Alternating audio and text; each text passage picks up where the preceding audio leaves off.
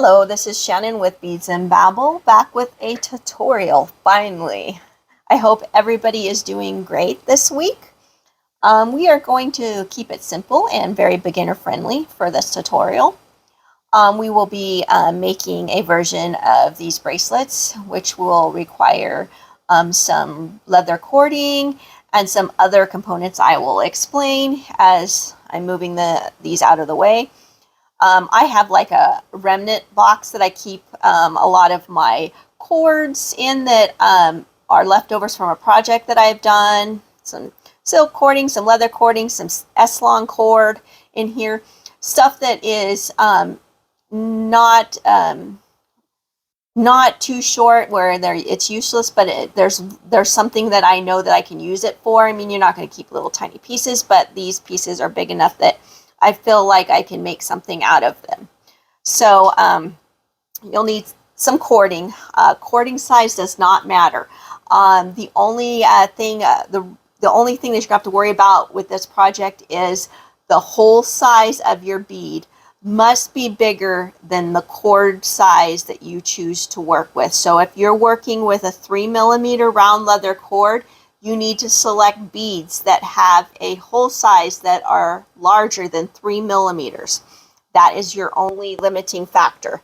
So, and you can choose a variety of metal beads, some larger seed beads. These are, I believe, 32-aught seed beads, some, metal beads with large holes, some bone beads make a great option as well, because usually the hole size is large. So you just have to test it.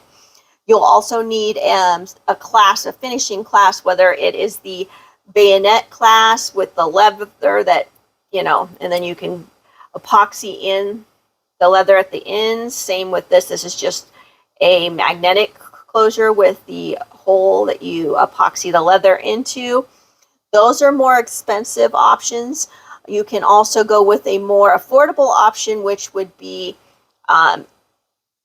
cord-in closures and a lobster claw like this. Just using the cord ends to close off the leather and then adding extension chain with a lobster claw and a charm at the end just makes it look more finished. These are large hole pearls along with closed jump rings, which make a great option. They've got a lot of movement to them. I like using them a lot. And they're pretty. These are another version of closed jump rings. Just have to be closed. That means you can't open them. They're already soldered closed. These are a twisted version.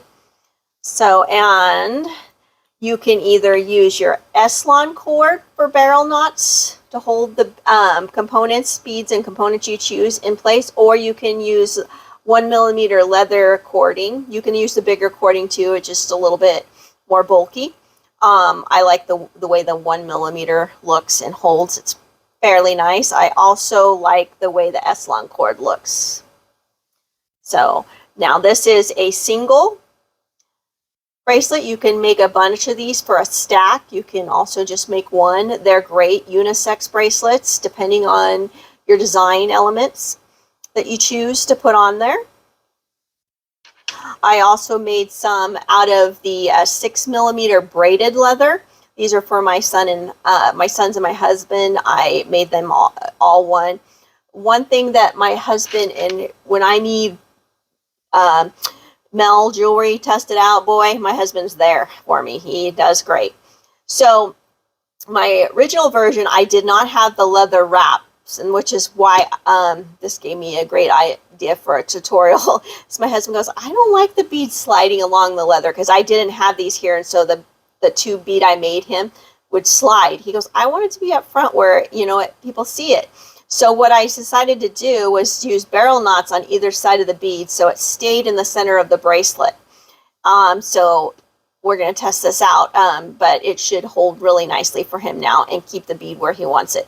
Now, he also brought up another design, I guess might be a flaw, but these bayonet clasps, when he's working, he'll hit it, and if you hit it good enough, it'll release. So he said maybe taking the the clasp and sliding it off, offsetting it a little bit, so this lever is not directly on the bottom. So that's what I did with my son's, and I haven't given this to him yet. We're going to be going to his house in the end of this month, so I'll see how it goes with his. So we'll do that, and I also did the barrel knot on either side of his, so his bead holds in the center as well. But my husband, that was a really good point. Also, this might just not be a great option for a closure for somebody that's going to be fairly active and stuff. So I think maybe one of, where's my other bracelet guy here? These clasps might be a better option, and they're a little bit more affordable than the bayonet clasp. It's a little bit more costly, and this one actually has a little notch there, and you slide it and then pull, and it's magnetic here, and it goes in and slides in, and then you lock it into place. So I think that's what I'll use next time I make my husband a bracelet. I think this one will be more secure for him. So keep that in mind depending on who you're making it for, on your components that you choose to make your jewelry out of. Now, I have used Loctite generally for the closures when I'm gluing these bayonet clasps, the ones that you have to glue the leather in. That's a 3mm leather hole, so I found that my son, I'm going to show you example. This is his actual bracelet that he loves. He wears them all the time. This was glued in with Loctite. It lasted for a while, as you can see. He's worn it quite a bit, worn in. But we have re-glued this a couple times for him, and I think the problem with the Loctite is with weather differences, like cold, hot. I think it makes it brittle, and it then comes out, because it's not very pliable. So I began using this Gorilla epoxy, and it works wonders. This is my husband's bracelet that he wore on a daily basis, and this guy is not coming apart, which my husband is rough. And so I would suggest you try this epoxy out. It's great. Yeah, they're messy, but all the glues are messy. And you mix it equal parts, and it can set up to, it says 5 minutes. That's fine.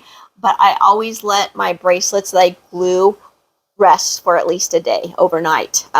I think it's the best way to do it and to ensure the hold. So I'm going to be redoing this one in the Gorilla epoxy for my son. That's just kind of a little bit of experience, giving you guys a little bit of advice. Also, I chose to bring out some vinyl jawed pliers for pulling the thread or the leather. Actually, it's more for the leather. If you're wrapping with the leather, it gives you a little bit more grip without marring it, and stuff, a little more gentle than the actual just regular metal pliers. Even though these are smooth jaw pliers, it's still a little bit more harsh, and especially with the 1mm round leather cord, it tends to be a little bit fragile, and it can snap on you when you're pulling it through the barrel knot. I'm not going to go over the barrel knot because I have a tutorial on that. So if you haven't familiarized yourself with the barrel knot, you can find my tutorial on the channel that goes over it. Very simple. You'll probably be able to follow along with this tutorial. I'm just going to set these bracelets over to the side. Also need a pair of sharp nippers or shears, whatever you prefer. And then a couple pairs of pliers, whether they're bent nose, chain nose. This is to open and close jump rings to attach the lobster claw. Also, I am bringing out the Sharpie because when you cut the leather that we'll be using, you can kind of see the inner color. And you can take this Sharpie and just dab it on there so it blends a little bit better. And nowadays Sharpies come in so many different colors. So even if you have leather that's a different color, like say turquoise, like this one, if I can get it to release here, you can use a corresponding Sharpie marker to take and just dab on there to kind of hide that, you know, and it kind of lessens that cut edge, so which is nice. And you can pick these up, especially now back to school time, for fairly reasonable. Who can't use Sharpies? I mean, geez. So put this over there. I brought this out. I usually use a toothpick to mix my epoxy with, and an index card like this. I get a bundle of these at the dollar store, and I'll take and I'll mix my epoxy up on that way. That way I can, when I'm done with it, I can fold it so it doesn't get everywhere and then throw it away, what's not being used, because epoxy, once it's mixed, it has to be used or it's useless to you. I also use one of these little clippers. I think I got this at Harbor Freight to hold the beads in place when I'm doing the first wrap. It helps a lot. It helps me at least a lot. So, and as I said, you're only limited by the size of your components. So as long as your leather fits through them, you can use them. So I'm going to do a really simple design for this tutorial to keep it kind of reasonably not lengthy, but reasonably short and to the point. You guys know I tend to talk a little bit and run it through it. So I'm going to use this. This is 2mm leather cording. It's a remnant that I had. So also when you're cutting your leather, say I'm going to make a 7-inch. So I'm going to actually cut this to 6, because you want to allow for at least 1 inch for your clasp closure and your ends. And also you'll have an extender chain, so if it, you know, you'll have that adjustability as well with the extender chain. And then I'm going to use a tube with a soldered ring on it, so I can add this little charm here, this amethyst heart that I have. And so I'm going to slide this tube on.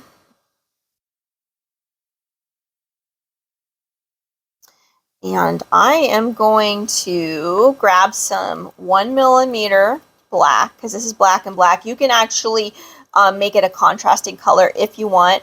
I cut about 7 inches to make my barrel knot. It depends on how long you want to make it, but I find this is a really nice length for what I'm going to be doing. And then I'm going to come down here and I'm going to put the center of the tube at the 3 inch mark, because that's the center of the bracelet where this will be landing, and I'll be attaching, because you want this at the center so I can put the charm and it'll be at the center of the bracelet. Just doing my fold here. Need that much of a loop. Oh my goodness, my tummy is growling because it's lunchtime. All right, and then I'm going to start wrapping. And as I said, I do have a tutorial on this barrel knot. I am not going to use a tube at this. I'm just, because this is a little bit thicker, I can just do it with my fingers. I'm probably going to do between 6 to 8 wraps. This is 6 right there. Probably 6. That looks pretty good. And I'm just going to come down here, bring down my loop, secure that. I'll bring the camera in closer for the next one. A little easier on the next one because I won't have this. So now I've got the beginnings of a barrel knot that will hold this particular element in. And now, as I was saying, with this 1mm leather, it can be delicate and it can be a booger and it can snap on you. So I usually like to put my thumb on the wrap as I'm pulling. That way I can feel it moving down the coils that we just did until I get it snug and secure. See, and that's exactly what I was talking about. It will snap on you. So I like to come down and get it.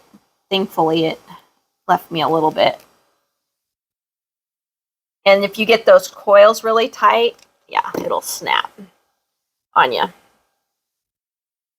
It can be a booger. I'm not gonna lie, it can be a booger, but I like the way it looks. So I deal with it and work around it. And I try to get close up to the base of where it's coming out. Helps keep it from snapping, because if you grab it here at the end, it's going to create a weak spot. So, and I'm just going to pull it a little bit more. My poor beat up jaw pliers here, I need to replace them. I'm going to pull it a little bit more if I can get I might actually have to go to my metal ones. You can use metal ones, just be careful.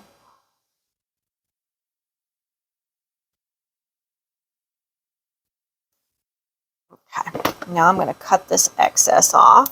And then I'm just going to come in with the Sharpie and dot it here so it makes that cut invisible. And I'm going to do the same here with this one. All right.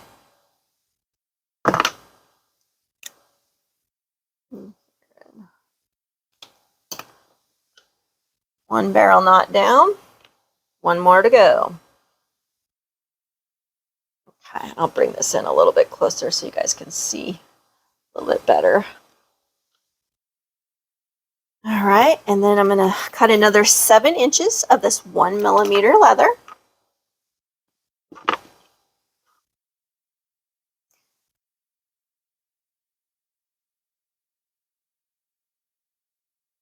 And no, I do not edit out my problems like when that snapped, because I think that's good for you guys to see. It happens. It's not unusual. It's a good for you guys to see that stuff, so you're not like, why did that happen? If it got too short and I couldn't pull it, you just cut it in. And then if the leather's long enough to continue, go ahead. If you have to cut another piece, put that in your remnant box. I'm sure you can find another use for it at some point. Now I'm just going to bring my fingers down close to the tube. I'm wrapping, I'm switching here. And another thing that'll help not snap it is to make the coils a little less tight, so they're not like really super hard to pull that leather down through. And I'm just pushing with my thumbnail to push that. And I'm going to count these wraps. So I got 3, 6, okay. And I'm going to come through here. And then I'm going to hold that still, and I'm going to pull that loop down to where it's snug against the top there. Pull that. Make sure I got it where I want it before I cinch it down. Grab my, see them go close up here. Put my thumb over the coil so I can feel it, and then I'm kind of coming back down with as the knot pulls down through the coils. I'm making sure I'm coming down closer so I'm not creating a weak spot in the leather. Sure, everything is where it should be. Grab this again, give it another tug.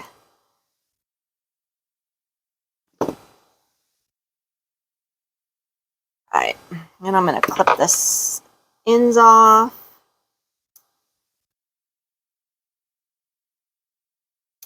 I'm going to come in with the Sharpie, give those a little bit of a dab with the Sharpie. These remnants, throw those away. Those are way too short. And I'm going to do a little bit with Also, just to show you guys, you can do it with some remnants here, smaller remnants.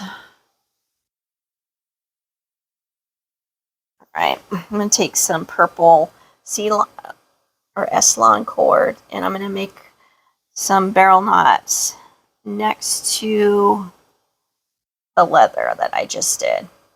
And this is purely for decoration, and also to show you can do it this way too. It's a little bit more fiddly with the S-Lon cord because it's small, and it might benefit you to use a tube when you do this barrel knot. And then I'll push this down. You can make it, you know, as long as you want. I'm going to let that uncoil because I see where I crossed over the thread a little bit more than I wanted to. I mean, you have to cross over it at first, but then you want to kind of line them up next to each other after the first one. It's better.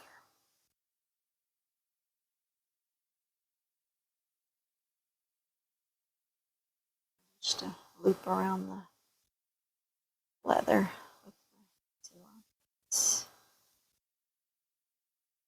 Up through, pull down.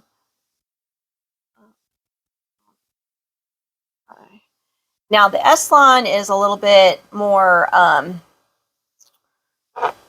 sturdy, so you don't have to worry about it breaking as much as the leather you do with the leather. I just feel that knot moving up. And then I'll come in here and cut. I'll actually use a sharp pair of shears to do this one. Be careful you don't cut anything other than what you want to cut.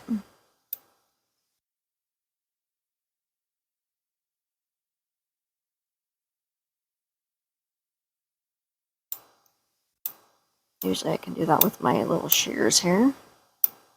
These might need to be sharpened a little bit. Usually my husband will resharpen my shears for me. All right. And you can kind of give yourself a little bit of a decorative. I mean, you could do it down even further down the length of it if you wanted to. And I do like to have a little bit of wiggle room because you don't ever want anything really stiff when you're making with jewelry. You always want to have a little bit of breathing room. Otherwise, jewelry will break. It'll wear a lot faster.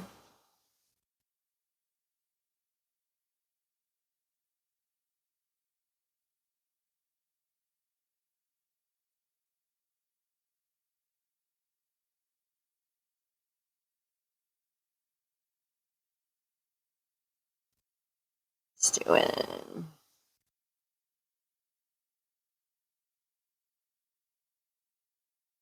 Moving my hands around here. Making sure I'm staying in frame, hopefully, for the most part. All right. And I'm going to grab and pull that down to secure it through the coils. Loop. Using my thumb to feel it as it's pulling it down. Making sure that it's moving where I want it to. Now I'm going to use my shears to come in here and cut the excess off. Hey, buddy. Dog visiting.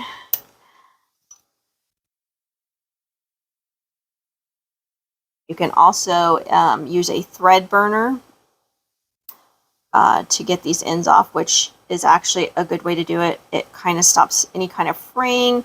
It seals them off. It also lets you get really close in there. All right. So now I'm going to come in with the cord ends. Use these here. They come in different sizes, and it all correlates with the size of your leather that you'll be using.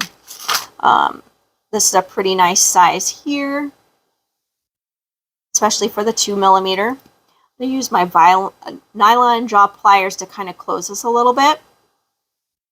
I'm going to make kind of a V out of this one. And And then I'm going to slide the leather in so it holds it. And then I'm going to come in and clamp down. I might actually have to go to a bigger one than this one. One side down first. I'll bring you in closer on the second one here. Get this one in here.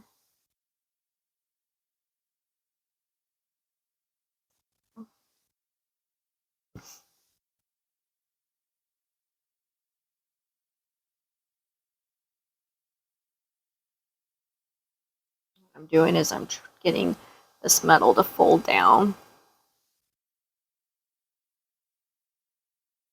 It securely holds the leather.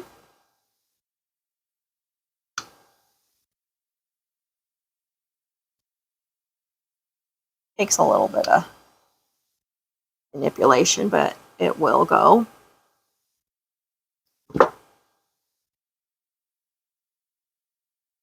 All right, so this one I'll bring you in a little bit closer for this one so you guys can really see it. All right, so I'm gonna take and use the vinyl nose pliers to kind of push this one, get a head start. And that way I find it's a little bit easier to hold the leather, and then I can push it in there. So it kind of holds it, kind of crimps it in there for me. Then I'll butt my nail up against the end here. And I'm going to bring in my bent nose pliers and continue to kind of press that metal down against the leather. Then I'm going to go to the other side. And I'm going to, hopefully you can see what I'm doing here. And don't worry too, don't get worried, just go little bites is what I always say with metal. It's easier to move it than try to remove it. That makes sense. All right, and then I'm going to take them and I'm kind of going to push on the sides. And this is going to push that top metal over. And then I'm going to go over the top of it. I hope you guys can see this really well.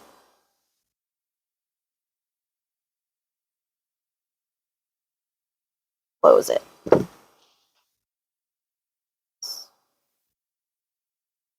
Yeah, there'll be some marring on it with this. You can use nylon jaw pliers if you want, but it's not horrible. And you can just take a little polishing cloth and polish out most of it anyway. So now you have your cord ends with your tubing here. And now we're going to take our bent nose. And this is, I'm going to use actually the chain because these are pretty nice size holes. And this is open chain link to actually attach it rather than a jump ring. This is pretty nice gauge chain. So it's pretty sturdy. I'm going to open. So you always side to side twist, not pull apart. And I'm going to drop that in there. And I'm going to close up this chain link. Remove this lobster claw here. I think what I'm going to do, oops, almost lost it. I am going to remove one of these links since these are pretty, this is pretty long. Let's see, I'm going to remove it down to 1 inch. So you don't really need, well, a little bit, maybe a little bit more than 1 inch. You really don't need more than 1 inch, 1.5 inches on the extender chain for the wrist. That, close.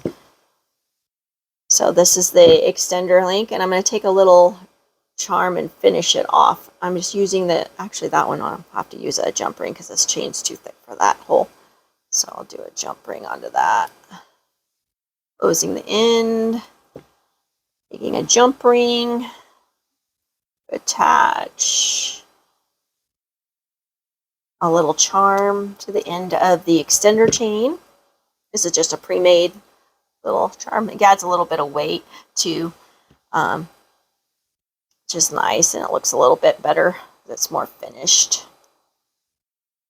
So I'm closing the jump ring, attach the extender chain on by the open link to the cord end, and then added a little bit of a charm to the end of that extender chain. Now I'm going to use the remnant of the chain, since these are, and you can use these as jump ring. You can take these apart and use these as a oval jump ring for other projects. That's why I have like little boxes of stuff everywhere. As long as this will fit through your lobster claw opening, you can use it, and it'll be consistent with the others.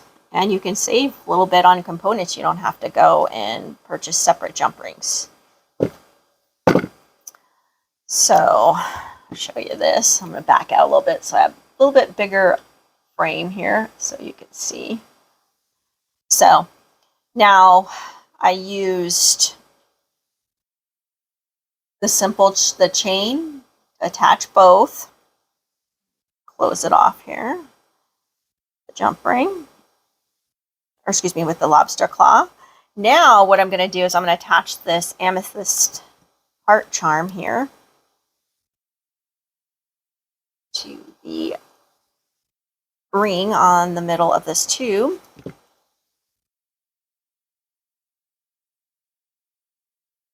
Maybe. Pliers are in the way there.